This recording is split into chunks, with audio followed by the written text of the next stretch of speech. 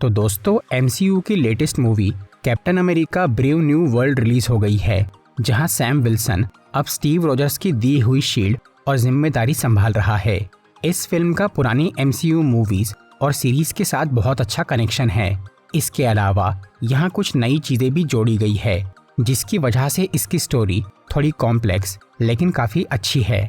आज मैं captain America brave new world movie को शॉर्ट में एक्सप्लेन करूंगा, तो आइए देखते हैं।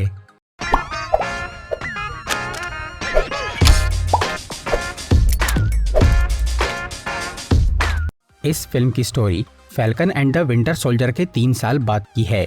उस सीरीज में हमने देखा था कि सैम विल्सन वकांडा का वाइब्रेनियम सूट और स्टीव रॉजर्स की शील्ड लेकर नया कैप्टन अमेरिका बन गया था, और उसने अपना पुराना विंग सूट अपने एक मिलिट्री के दोस्त वॉकिन टॉरेस को दे दिया था, जिससे अब टॉरेस नया फैल्कन बन जाता है और वो सैम के मिशंस में उसका साथ देता है।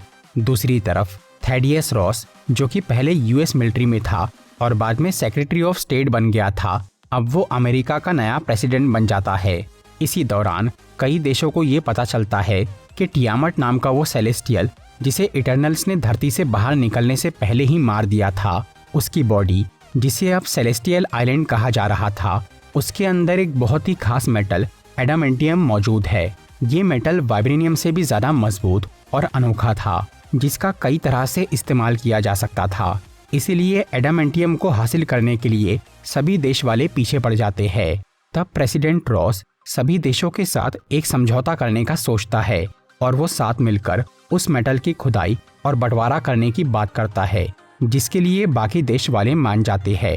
और इस फैसले पे अमल करने के लिए कुछ दिनों बाद अमेरिका में एक मीटिंग होने वाली थी, लेकिन उससे पहले ही जापान देश से एडामेंटियम का एक सैंपल चोरी हो जाता है, जिसे चुराया था सरपेंट ग्रुप नाम के आतंकवादियों ने। और इस ग्रुप का लीडर साइडवाइंडर वो मेटल मैक्सिको में किसी बायर को बेचने वाला था। थैडियस रॉस को जब ये खबर मिलती है तो वो कैप्टन अमेरिका को वो सैंपल वापस लाने बोलता है, ताकि इस मैटर की वजह से उनका समझौता खराब ना हो। तब सैम और टॉरेस मैक्सिको जाते हैं और वो सरपेंट ग्रुप को हरा के उनसे वो सैंपल छीन लेते हैं, पर उस ग्रुप का लीडर साइडवाइंडर वहां से बच के भाग जाता है। इसके बाद सैम टॉरेस को एक्स्ट्रा ट्रेनिंग देने के लिए उसे अपने सुपर सोल्जर दोस्त आइजिया ब्रैडली के पास ले जाता है, पर तभी सैम को प्रेसिडेंट रॉस का कॉल आता है, जो कि उसे व्हाइट हाउस में उस मीटिंग के लिए बुलाता है जहां एडामेंटियम का समझौता होने वाला था। सैम उस मीटिंग में अपने साथ आइजिया और टॉरेस को भी लेकर जाता है। वहां थैडियस रॉस सैम को बोलता है कि वो एवेंजर्स की नई टीम बनाए, क्योंकि पुरानी टीम बिखर चुकी थी और दुनिया को अब भी एवेंजर्स की ज़रूरत थी। सैम इसके लिए राज़ी हो जाता है और फिर वहां सभी देश के लीडर्स के सामने रॉस वो समझौते की बात शुरू करता है। लेकिन तभी अचानक उस जगह पे आइजिया ब्रैडली और 4 आदमी प्रेसिडेंट पे हमला कर देते हैं, जिसकी वजह से उन सबको गिरफ्तार कर लिया जाता है। पर उस हमले के बाद आइजिया को ये याद ही नहीं था कि उसने क्या किया है। इससे सैम को ये लगता है कि आइजिया ने वो काम किसी और के वश में आके किया है। इसीलिए वो प्रेसिडेंट को बोलता है कि वो खुद इस मामले की छानबीन करना चाहता है, लेकिन रॉस उसकी कोई बात नहीं सुनता, क्योंकि उसके दोस्त आइजिया ने वो हमला किया था। इसीलिए अब वो एवेंजर्स की टीम बनाने का प्लान भी कैंसिल कर देता है। फिर रॉस अपनी security in charge Ruth bat Seraph को उस मामले की जांच करने बोलता है। रूथ दूसरे देश की एक ब्लैक विडो थी और वो लड़ाई और जासूसी में बहुत एक्सपर्ट थी, लेकिन सैम वो मैटर खुद सॉल्व करना चाहता था। इसीलिए वो टॉरेस के साथ मिलकर अपनी इन्वेस्टिगेशन चालू करता है। तभी रास्ते में उस पे साइडवाइंडर हमला कर देता है, जिससे लड़के सैम उसे पकड़ लेता है। और अब उसे ये समझ में आता है कि इस पूरे मामले के पीछे उस बायर का हाथ है, जिसे साइडवाइंडर वो एडामेंटियम बेचने वाला था। इसीलिए सैम साइडवाइंडर का फ़ोन ले लेता है और टॉरेस उस फ़ोन से वो बायर की लोकेशन ट्रैक कर लेता है, जो कि वर्जीनिया के एक मिलिट्री कैंप में था। तब सैम और टॉरेस वहां जाने के लिए निकल जाते हैं। दूसरी तरफ रूथ बैट सेराफ जब जेल में उन हमला करने वालों से पूछताछ करने जाती है, तो वहां एक गार्ड आइजिया को छोड़ के बाकी 4 लोगों को मार देता है और फिर वो खुद भी मर जाता है, क्योंकि वो किसी और के कंट्रोल में था। ये खबर जब सैम और टॉरेस को मिलती है तो वो वापस जाने का सोचते हैं, ताकि आइजिया की जान को कुछ ना हो। लेकिन फिर सैम को ये समझ में आता है कि जेल का वो हमला उसी बायर ने करवाया है ताकि वो दोनों वर्जीनिया के उस कैंप में ना आए और वापस लौट जाए। पर सैम इस जाल में नहीं फंसता और वो उस बायर की पोल खोलने के लिए आगे बढ़ता रहता है। उधर व्हाइट हाउस में हमले की वजह से एडामेंटियम का बंटवारा मुश्किल में आ गया था और सभी देश वाले इस सौदे से पीछे हटना चाह रहे थे। तब रॉस उन्हें किसी तरह मनाता है, लेकिन अब सिर्फ जापान देश ही ये समझौता नहीं करना चाह रहा था। इसलिए रॉस जापान के प्राइम मिनिस्टर को मनाने के लिए खुद वहां जाने का फैसला करता है। फिर उसे प्लेन में वो बायर का कॉल आता है जो कि इस सब के लिए जिम्मेदार था। वो आदमी असल में सैमुअल स्टर्न्स नाम का एक साइंटिस्ट था जिसे हमने द इनक्रेडिबल हल्क मूवी में देखा था। ये साइंटिस्ट पहले ब्रूस बैनर को ठीक करने की कोशिश कर रहा था, पर बाद में एमिल ब्लॉन्स्की ने उसकी मदद लेकर खुद को एबोमिनेशन बना लिया। इसी घटना के दौरान सैमुअल स्टर्न्स की बॉडी में हल्क का ब्लड चला गया था, जिससे उसके दिमाग का साइज बढ़ गया और वो बहुत ज़्यादा होशियार बन गया। फिर जब थेडियस रॉस को ये पता चला कि सैमुअल की वजह से ब्लॉन्स्की मॉन्स्टर बना और अब उसका दिमाग बहुत तेज हो गया है, तो रॉस ने इस बात का फायदा उठा लिया। उसने एबोमिनेशन की तबाही का सारा इल्जाम स्टर्न्स पे डाल दिया और उसे एक मिलिट्री कैंप में कैद करके उसकी अकल का इस्तेमाल करने लगा। रॉस ने सैमुअल से टेक्नोलॉजी और वेपन्स के ऐसे आइडियाज लिए जिससे कि वो सरकार की नज़र में ऊंचा हो जाए और प्रेसिडेंट बन जाए।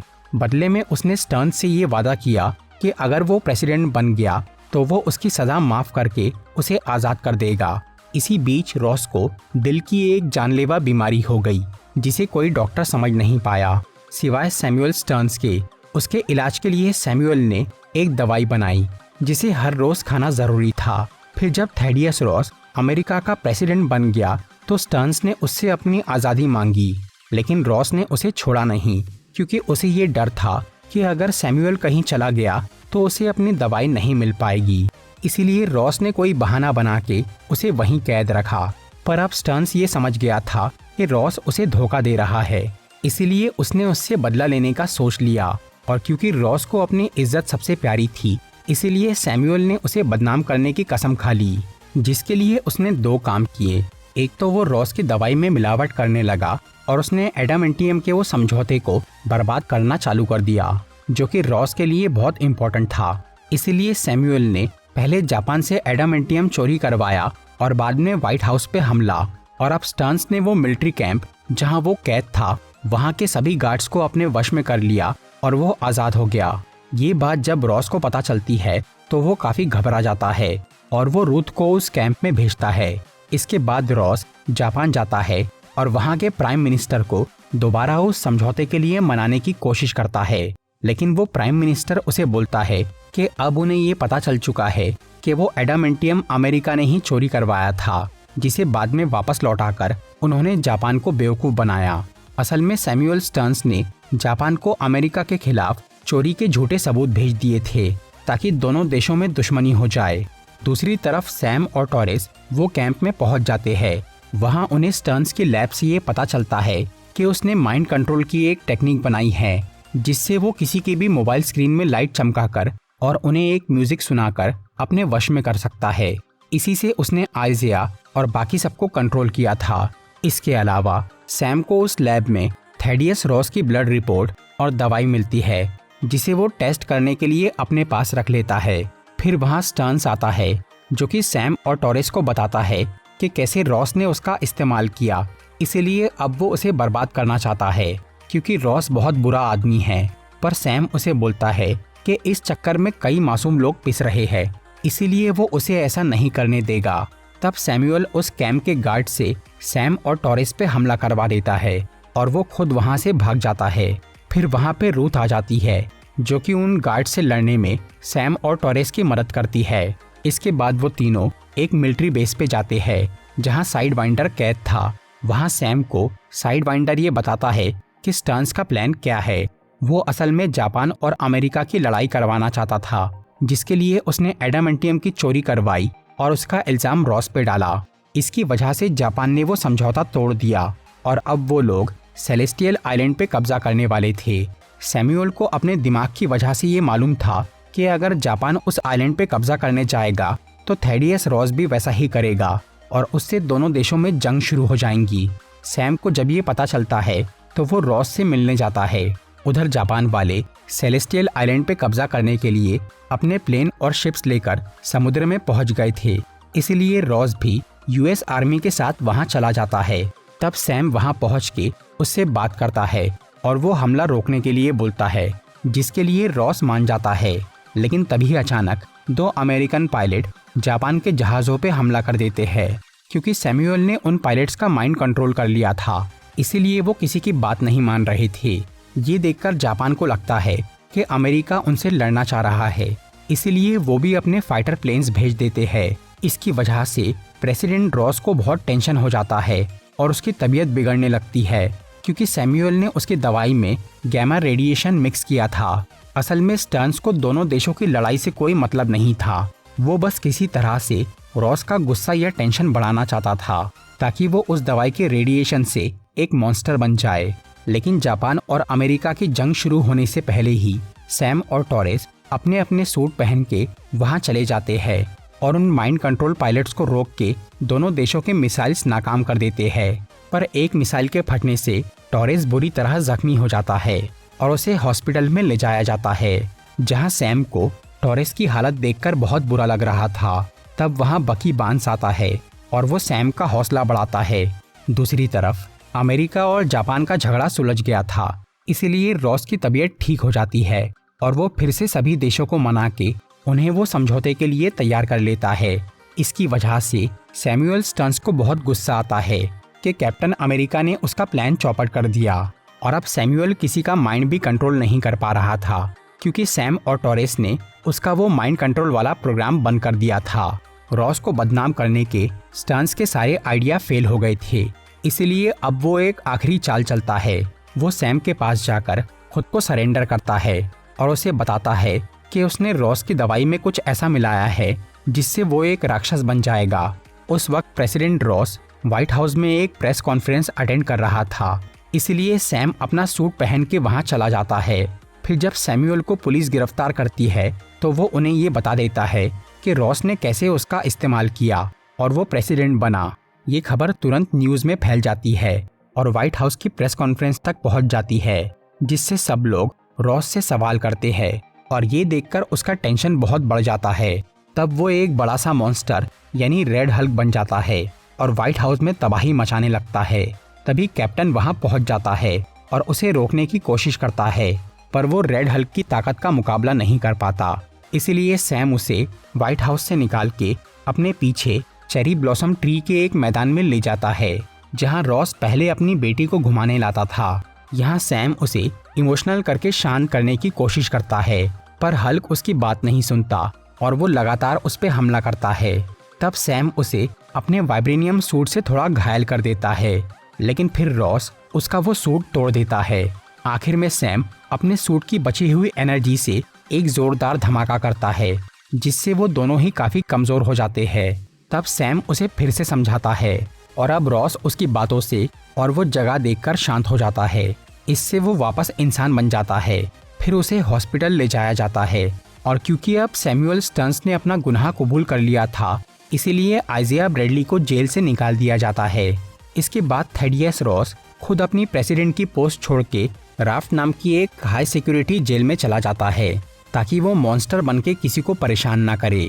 उस जेल में सैमुअल स्टर्न्स को भी रखा गया था।